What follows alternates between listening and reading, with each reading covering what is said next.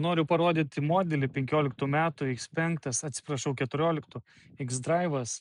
140 000 mylių nuvažiavęs, nemažai.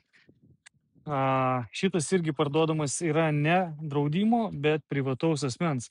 Bet kartais manęs kebra labai prašo tokius su kažkokiais variklio defektais įdėti nebrangių, jo kaina pirkti dabar yra 5100.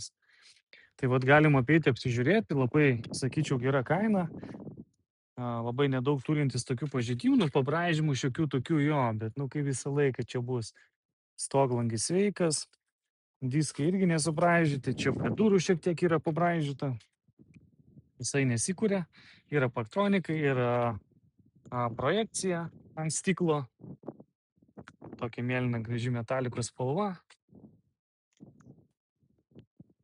rudą saloną turi tokį, šildomas galinės sėdynės. Salonas, kaip matot, irgi nesuplyšęs, labai tvarkingas, ypač gale, baltos lubos šviesios, didelė panorama. Galas, kaip matot, viskas yra tvarkoj. Einam pasižiūrėti priekį. Šitas yra 3 litrų, 4 varomų ratų sistema. Čia šiek tiek yra nusidėvėję. Sėdynės irgi, kaip matot, tvarkingos visai. Kaip palei tokius metus turite įvertinti, aišku. Čia pasidėjo žmogus turbūt savo minkščiau, kad būtų. Priekinė sėdynė yra nukentėjusi labiau, būklė tokia, matot, daugiau, nutrinta jos. Čia viskas veikia. Eisim į kitą pusę, pasižiūrėsim, kaip iš kitos pusės atrodo.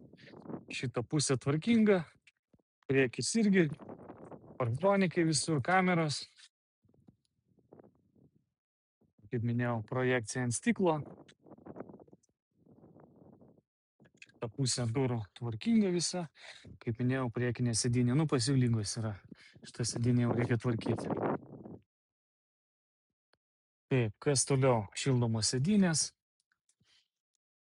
Galim pabandyti užvesti, bet jokios gyvybės neturi. O kas čia yra? Jūs manęs neklauskite, nes aš nežinau.